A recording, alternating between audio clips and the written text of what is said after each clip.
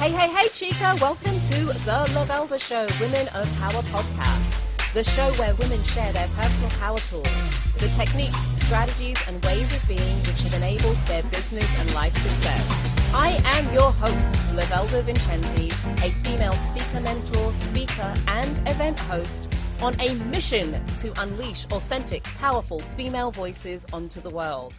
In today's episode, we'll be uncovering part 2 of Katya Varbanova's Power Tools. Katya is a viral video creator and marketing strategist who helps creators of impact to reach more people through social media. As founder of 20K Nation, she teaches clients to grow and monetize their audience online through creating viral content.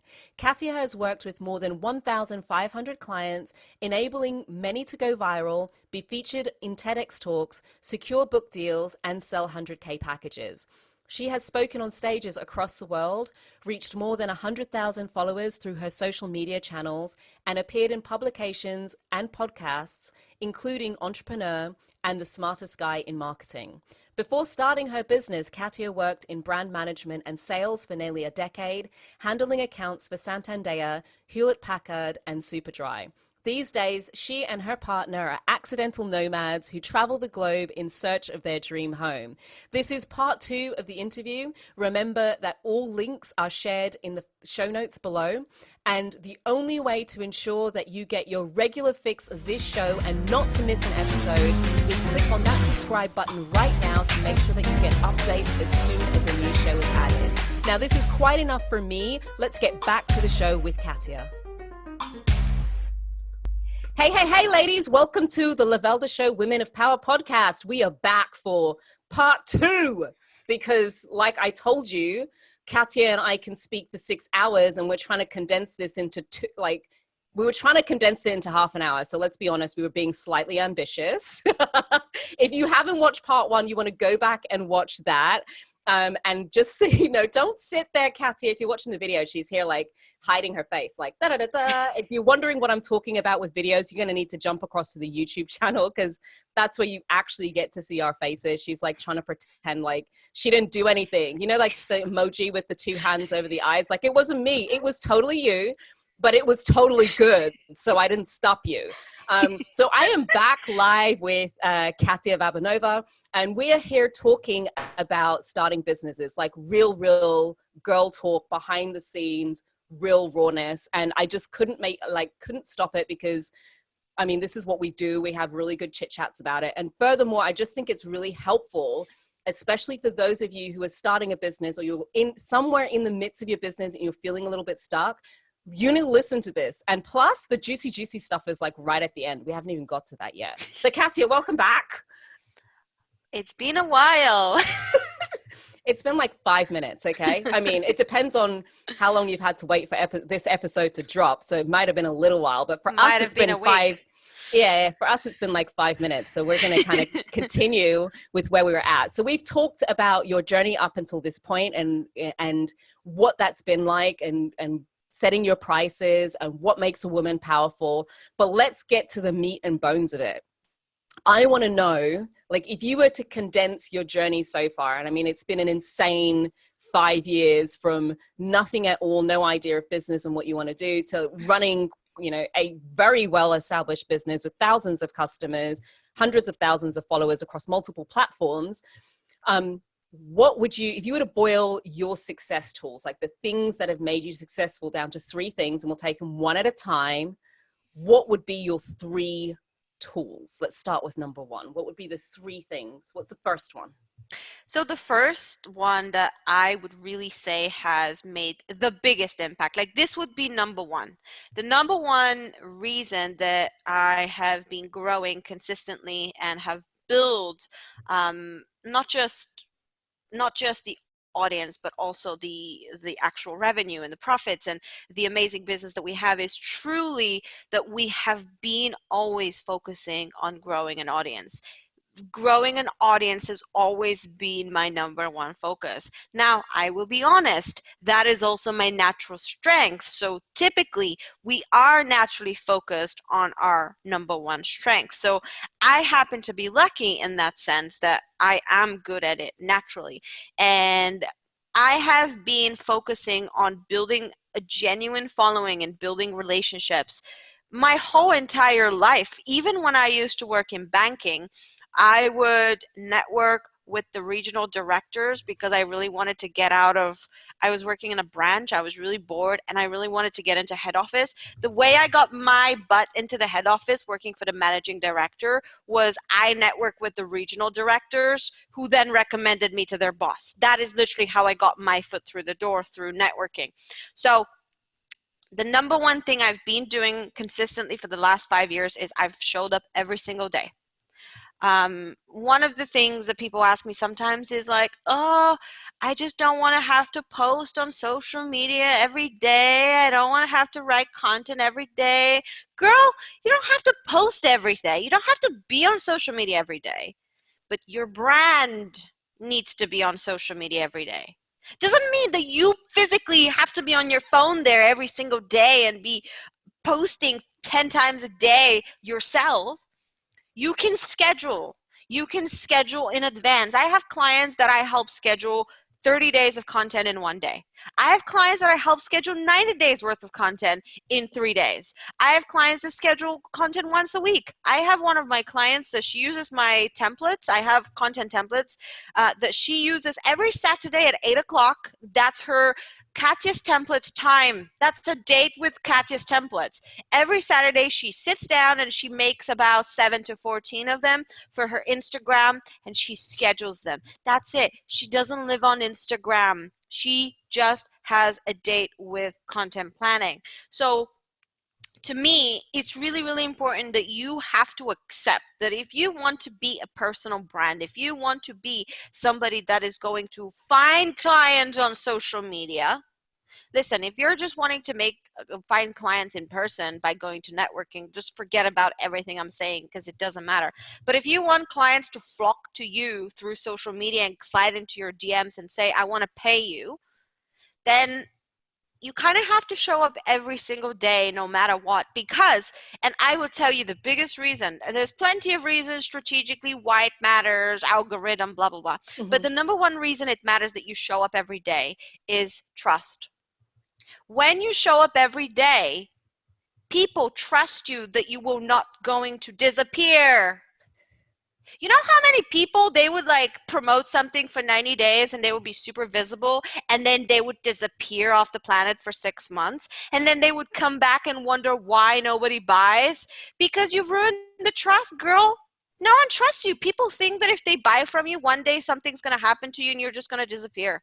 I have showed up every day over the last 5 years, even through the breakups, even through the trauma, even through the day I lost my freaking business, which is for a whole other story. I have shown up through the darkest time of my life. I have still showed up. My brand has showed up. Sometimes it's been my team, sometimes it's been me. So that is the number one. That is the number one, girl. Show up. Okay, so I'm gonna take a slight detour. I probably shouldn't do this because you and I talk so much that a slight detour could end up meaning that we'll be like, guys, we'll be back for episode 3, but we're gonna see what we can do. So when it comes to showing up and building following, because I'm sure that there'll be some people who are listening and they're thinking, oh, I've got this covered. I've outsourced my following building to somebody else. Oh, I saw the eyes roll. Girl. Brace yourself. She didn't like that. Did not like it. All right, tell me. That was a dumb question for Lovelda to ask. Clearly. Not dumb, but it's a question that people ask themselves often. Oh, can I just outsource my marketing? I just want to hire a marketing agency to run everything. So all I have to do is just show up and deliver client work. Listen, can you absolutely outsource your marketing? Yes, 100% you can. Can you outsource your marketing successfully if you don't know how to do your own marketing? Hell no. Oh, but I hire experts for that. Like, that's their expertise. They're going to help me. Yeah, but they might be experts at marketing, but they're not experts at your industry. Your industry, your expertise, your clients, you know your clients better than marketing agencies. And while marketing agencies can extract the overall picture, you know the soul inside and out of those clients. So when it comes to outsourcing, I always say to people, look, if you have an e-commerce business, does it matter so much? Not really. Can you outsource it? If you're selling, I don't know, you're selling blue light blocking glasses, you can probably outsource that to another company that sells glasses, that they have experience. But if you're selling yourself and you're not even willing to sell yourself consistently, what's going to happen is you're going to outsource your voice, and that's going to dictate who you attract. You're going to end up attracting people that like the voice of the agency, not your own voice. So what I recommend is that you create your content. And if you outsource something, you outsource the distribution and the repurposing of that. So you don't outsource your content, you don't outsource your ideas, you outsource your distribution of those ideas. And look, you can totally hire a mentor. I have plenty of clients who have hired me to brainstorm ideas, but ultimately it's them making it. I can only give you a really good headline. I can only give you a really good headline about how to be a great speaker. I'll give you the sexiest headline that's going to get viral clicks and it's going to get really hot. But I can't write the article for you in a way that is going to be real for you. I'm going to write it the way I'd write it, and then I'm going to attract people with that article that would like me. And then what's going to happen is you end up attracting a whole bunch of people that one day you go live on video and they're like, holy cow, that is not what I expected at all. Do you know what? I've been there and done that. I have played and that's part of the reason why I asked the question. I've played the outsourcing game. I write my own content because other people can't get this voice, like, or I'd write the content and then they want to like take me out of it to make it grammatically correct. And I'm like, girl, that's just how I write how I talk. That's how I'm going to talk. Like, you're going to bump into me. I'm going to say things like that. So it's great when somebody can read stuff and then it's like they see you and you've got that kind of consistency. So I would have people create my content off the back of a video that I've done, or, look, I did this Facebook live video. It's like an hour and a half and I can't be bothered to like take the content out of it. But because they're reading it and stuff, they're getting it in my voice. And then I still re-edit it. So it's definitely my voice. Yes, exactly. It's like you're almost there, but you know what? It's such a risky game to outsource your fishing abilities. Like, oh yeah, I'm just going to pay someone to fish. No, pay somebody to teach you how to fish. Because in business, I will tell you this, your sales and marketing is your oxygen in business.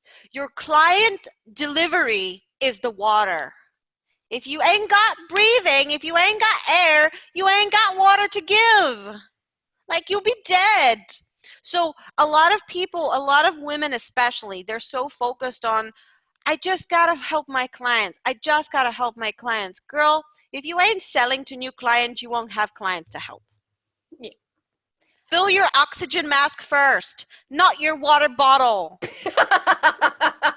I'm going to have to write that down.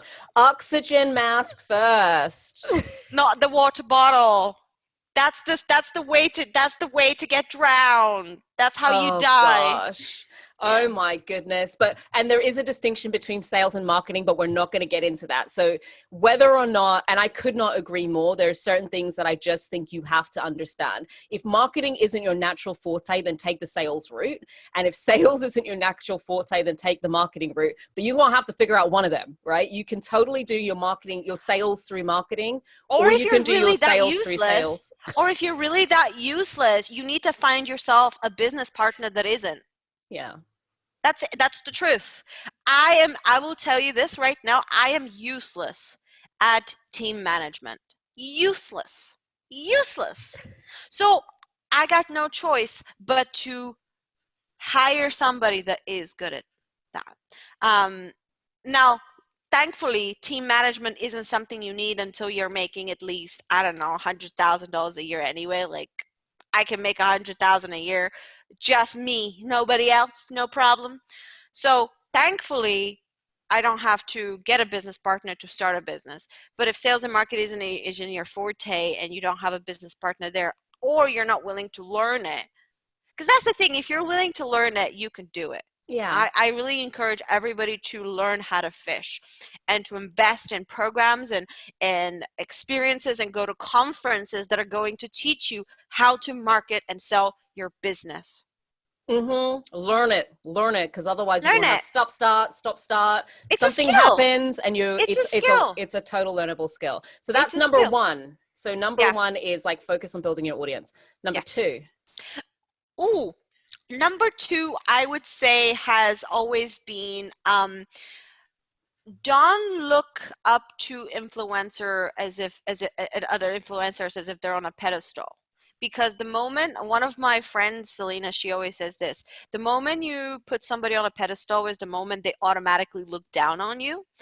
And the reason I mention influencers is because a lot of my success has come from being exposed to other influencers' audience, which kind of links to audience building, but it's just it's more so becoming known by association. It's becoming known by working with bigger players, but it's also a lot of women. Very often, they would take the crumbs instead of the actual big loaf of Cake. bread, the cake, and I like to have clients that are making big impact in the world. I love working with clients that are serving thousands of customers. And the only way I could do that is by becoming a peer of them, not by looking up to them as if they're some god or something. So learn to value your own gifts and talents and understand that nobody's above you, nobody's beneath you. Frankly, if you think that there's people above you, you're probably judging people beneath you too, and that's probably why it's happening. So remember that we're all people. We all go to the bathroom equal amount of time and do number one and number two. We all do. We all have the same insecurities. We all sometimes not feel pretty enough. We all sometimes not feel smart enough. We all sometimes feel too stressed and overwhelmed and have too much pressure. So you need to remember that when you are growing your business, you will need the help of others. You can't go there yourself. If you want to become known, if you want to become somebody that is worth listening to, you have to play in the right circles. You have to surround yourself with people that are already there. I will tell you, a few years ago, I joined a program by somebody that I just really enjoyed learning from. I joined this program. It was $2,000 program. I then saw that that community was like, oh my God, this is the right place for me. Those are my people. I could see all of those people being my clients. I'm going to go all in serving that person. So I became an affiliate for him. I went out there and I became an affiliate for him. And at the time, I had a very small list of like 850 people. But I went all ballistic on it. I went selling like crazy.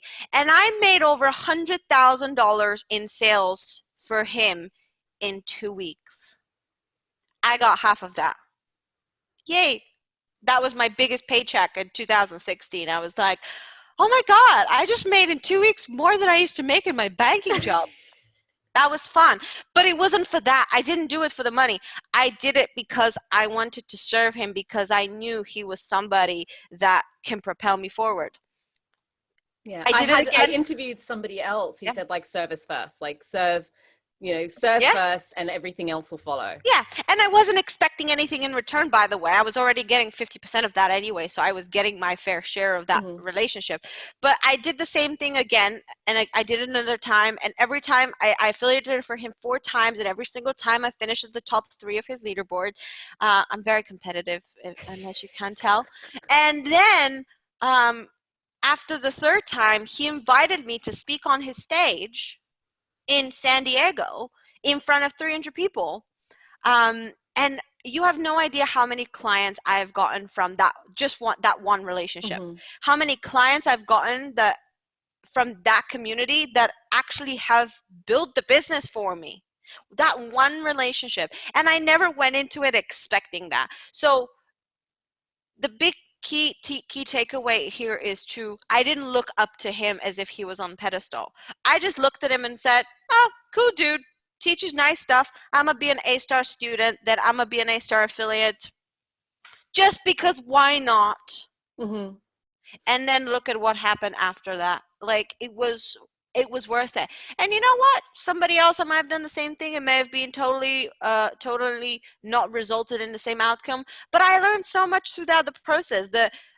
Just in being part of his launches were like $1 million launches, and like he'd make $1 million in the first 2 days. Just being part of that taught me everything I needed to know about launching my own products too.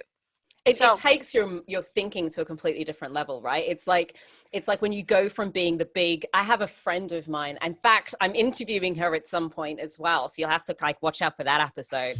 But she spent a year. I might ask her about this. She spent a year literally deciding to be the dumbest person in every room she was in. And there's something to be said for consciously going out to not be the smart ass, to continue to put yourself in that position where it's like, how'd I get in here? You have that moment like, y'all got proper businesses up in here. I don't know how I snuck in here, but I'm gonna sit here and write everything you say down. That is exactly what happened. I was like, oh my God, how is me with 850 email subscribers on the top 3 leaderboard with Amy Porterfield, who has a list of 100,000 people? Like, Jesus Christ, how did I do that? But I wasn't complaining. I'd be like, I just keep my shut my mouth up and hope they didn't, and hope that if they ever made a mistake in counting, they don't realize it. They don't realize it. I'm gonna take that mistake to the bank. And I also like what you say in terms of how does that sit the opposite way round, right? So if you think of like the person who's got all of these fans, actually you don't get the respect of an affiliate, or not an affiliate, you don't get the respect of an influencer by being the fan person. Like they have so many people go, oh my God, you're so amazing. Oh my God, you're so fantastic. Oh my God, I just wish. When you can get to a place that you can hang with these people like your peers. Yeah. Because if you were hanging with them like your peers, then you'd be telling them that their poop stinks too. You know how you get a seat at the table? By being one of the people at the table, not by admiring the table. By being at the top 3 of the leaderboard 4 times in a row, I was on that leaderboard with people that had 7-8 figure businesses. When at the time I wasn't there, and at the time every single one of them was like, who's that chick? Who is she? And then they'd look me up. Then they would be like, hey, I just want you to know, like, I don't know who you are, but you're doing some really cool shit. So, like, well done on you. And then from that, I actually ended up gaining those high flyer clients. My secret to gaining the 7-8 figure clients that pay well, make a huge impact, and love what I do was literally sit at the right table where those influencers sit already, be one of them, rather than, try to just, and listen to this. It starts with being their A-star student. I was their first A-star student first. I then sat at the table with them, and then I got offered the next seat for the other table where everybody else like me is there too. And what's great about that is you focus, like it kind of comes back to what you said earlier and what we heard from Noha in episode 5, like the one before, yes, the one that we had to do twice, which is this idea of truly just being you, like not jumping out of your lane, not, Katya was doing Katya, and she was doing it 100%. And not worrying about what everybody else around you was doing, but just getting your head down and doing your thing your way, instinctively, the way that works for you, and getting those results. That's what kind of led to it. Because you have so many people. I want a better quality of client. I am sick of these clients. I want a better quality of clients. And I hear it all the time. I want people who are going to pay more. Where do I find them? Well, you show up where they are and you deliver great stuff, and you don't worry about convincing them of stuff. You just do it. Do the thing that you're doing, and they will come to you once they can see that you've got results, because they got a lot of people around them telling them either how amazing they are, or pitching for business who are ill-qualified too. There's no pitching. Nowadays, I jump on call with friends and it's like, hey, we're just having a catch up. And by the end of the call, they're like, can I pay you $7,500 for this, please? And I'm like, oh, wow, I didn't even expect, I didn't jump on the call for this at all. Genuinely. I wasn't on the call to sell you, girl. I was just like so passionate about what I was selling. I was talking about it and then people were like, oh gosh, I think there's a lot to be said from just getting to the space where your stuff works. Because the truth is, when your stuff works, you're just talking about it and people can feel and get that from you, that they, like I told, was it you I told? I can't even remember right now. Like, stuff is blending in. But I had a situation where I wasn't even selling something. I had one program and people were so, yeah, it was you, without the sales page. And people were so excited. They wanted the thing without the sales page because I couldn't be bothered to put the page up. But it wasn't necessarily because I wasn't even there to sell them that thing. I was selling them something else. But when the thing works, there's something about how you authentically show up and how you talk about it. Yeah. Where it's much more matter of fact, where people are like, okay, yeah, no, I just get they know their stuff. Like, they don't have to try. They don't care if they take my money or not. So we've got the two things so far. So take the influencers off the pedestal is number 2. And number 3, and this is the biggest compliment I get usually as to why people buy from me, is every single person says that caring is one of my number 1 strengths. Like, literally just caring about the person on a human level. I never really did that, to be honest. That is not a conscious competence. I will tell you this. This is very unconscious for me.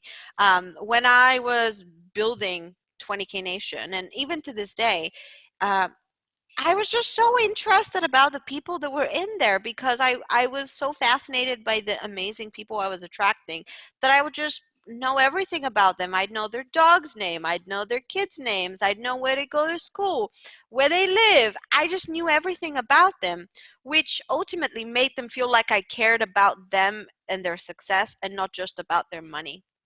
So I feel like caring, very often, I think there's a lot of movement going around that tries to teach you that, oh, if you're too caring, people are gonna stomp on you and you're going to become a doormat. If you're too accessible, you're going to become a doormat.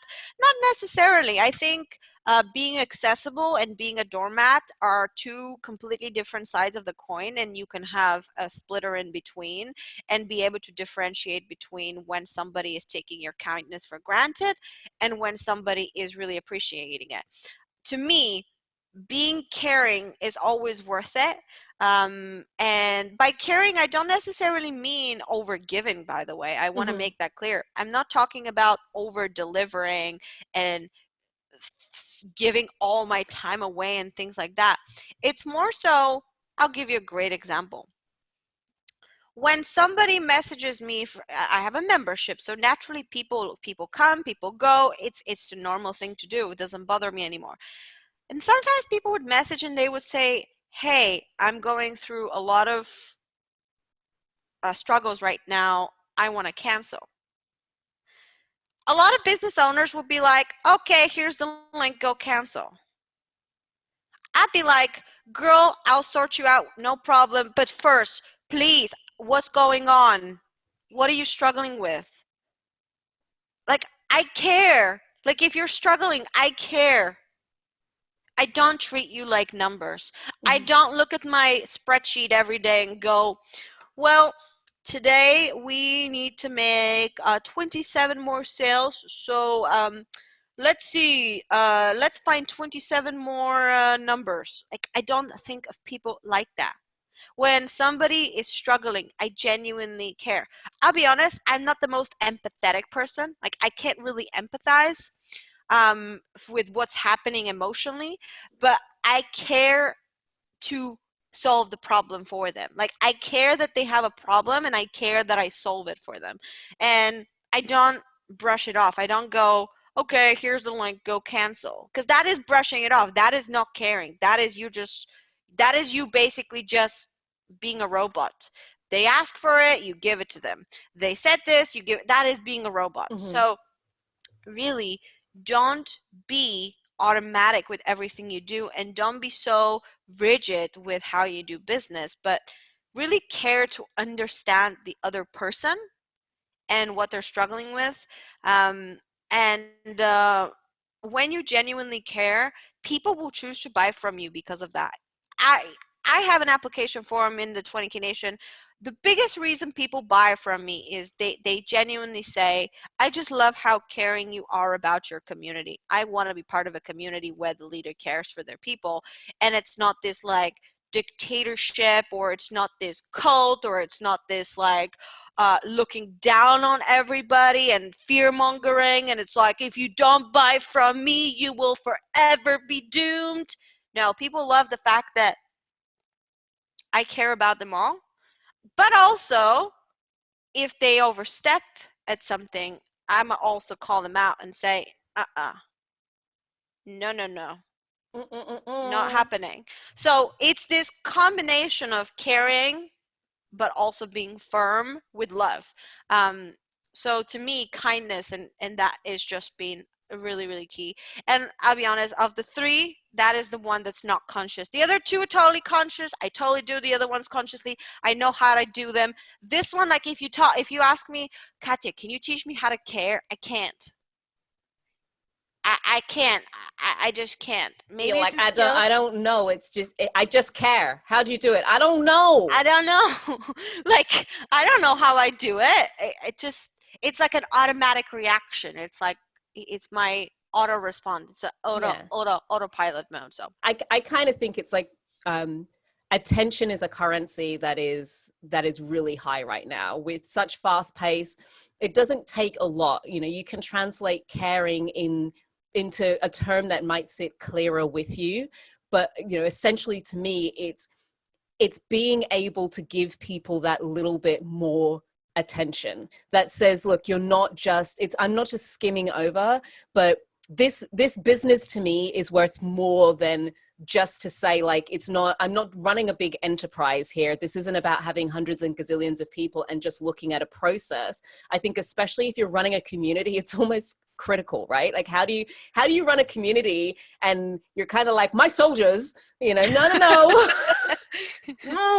They ain't soldiers. They's people with their own dreams and hopes and ambitions. And the more you invest in caring about what the heck is important to them, the more they'll have your back and they'll keep coming back. And I think it's something we don't speak about enough in business, but I'm really happy you brought it up because it's totally something that needs to be said. You put attention on what's important to the folk around you, what's important to your clients. You show that you genuinely give a crap, and it will pay you a gazillion times over, even if it doesn't pay you in that one hot moment. Yeah. Leading Nora, Katya. Okay, we're not going into an episode 3. We're almost there. We're on the home straight. Woo, laddie. Gosh, it's been a lot. This is good. Just so you know, this is like the inside track to how Katya and I talk, but I'm having, you know, rather than just rambling with it, I'm actually having to contain it. Because we have, you've heard 6-hour plus conversations easily before, until like our partners are like, seriously, can I get my woman back? Shut up, we're talking. It's like girl talk.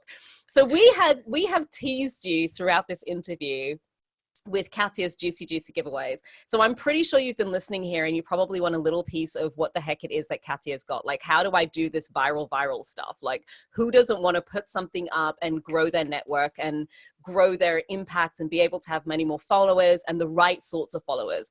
So I know you've put together a series of templates that you've been teasing us with. Can you tell us about the templates, what they do, how they work? How on earth can these folk get their hands on it?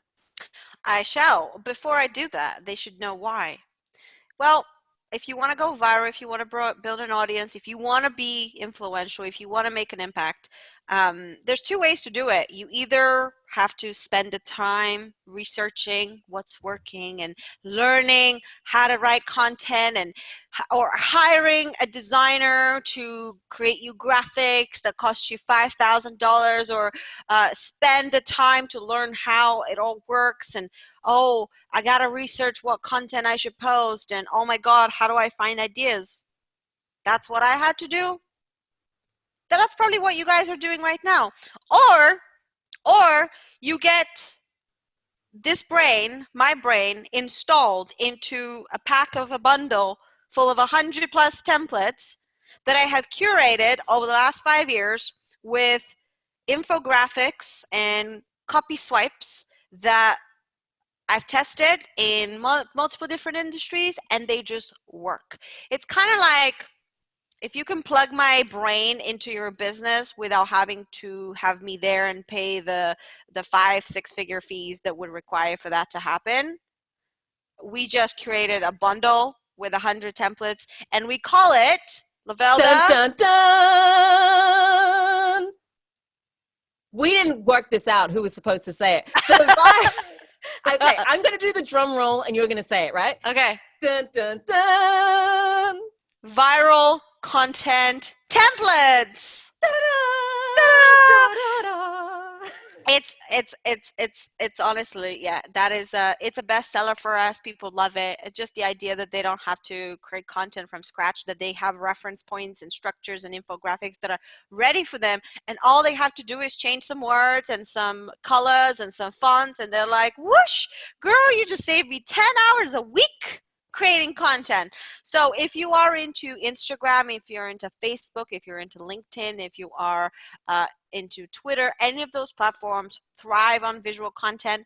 So the bundle helps you create viral visual content that you can put out there, and it's ready made for you, and it's designed. This is the most important thing, because you can go on Etsy and buy a whole bunch of templates, but the difference is that this is the only bundle that you will find that is designed for high engagement and virality. That is what it's designed for. I didn't put pretty templates. They're not designed for you to look pretty. They're designed for you to get famous. You know what I'm saying? All right. So how much is my fame going to cost me, Katya? Well, the bundle typically costs $100 because Which is a bargain. It's like a dollar a template, right? However, at the time of filming this, they might be on promo, and you might want to check out. They could be for at the time of filming, they are $30, I believe, $40, which is what, like less than 30 cents a template. Say what? So, Say right, what? if you want a little piece of Katya, you're going to need like all of the links are in here. Katya, do you want to read out what I think you said is a special one? Yes, we have a special one for the show. It is 20knation.com/WOP, Women of Power. 20knation.com/WOP. That is the special link for you guys to go grab them. The price may have gone up, so don't wait until it does. And even if it has, to be honest, it's 5 years worth of experience to make you famous. Exactly. So regardless of what the price is, like, now is always the best time to buy stuff, because historically they don't go down. Yeah. If Lovelda knows me really well, my prices always go up and they never go down. They never come back down. 20K Nation was £10 a month in 2015. 20K Nation in 2020 is $200 a month, and it's never gone down to £10 a month ever. Never gone back to it. So nope. It's on sale at the moment, so you're getting like 70% off. Well, depending on when you're listening. So check on the links. All of the links are in the show notes. Katya, this has been freaking incredible. Like, so incredible. We had to like split it into 2 episodes. Ouch. No, ouch. They get double the amount of juiciness. So do jump over there, grab the templates. They're all in the show notes.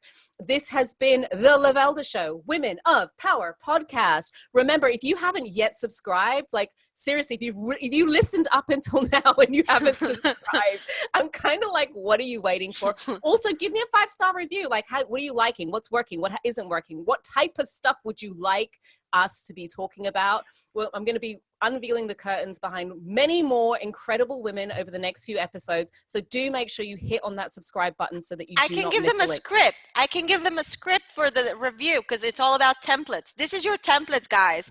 I watched Lovelda and Katya's interview, and that's why I subscribed. That's your template. There you go. So you don't even have to come up with what to put in the review. Katya has written the review for you. I'm the template lady. We're like 7 episodes in now, and to be honest, it started off really sensible and it's now going down a slightly less sensible but much more human route, and I am, for one, loving it. So until the next episode, Katya, what do you want to leave the guests with? Two things. One, come say hi on social media at Livestream Katya, which is LIVESTREAMKATYA, Instagram, Facebook, whatever is best for you. And two, please, ladies, would you please stop saying sorry and apologizing for being who you are? You are a woman of power. Don't apologize for the power. The right people will adore it. The wrong people will feel meh. um, Please stop apologizing for who you are. Obviously be the best version of yourself, and don't go down the negative qualities of your best version of yourself route and expect everyone to love you. But if you honestly are operating from a place of alignment and you are truly you and you are happy with yourself, stop apologizing for it. So I'm not saying sorry. I'm saying sayonara for now. Go out there, be your best self. This has been the Lovelda Vincenzi show. The women are. I keep saying the Lovelda Vincenzi show. Maybe I'm changing the name of the show. Time for that. I know, right? This has been the Lovelda Show, Women of Power podcast. Until next time, go out there, live your best self, and please do not apologize for being precisely who you are. Powerful.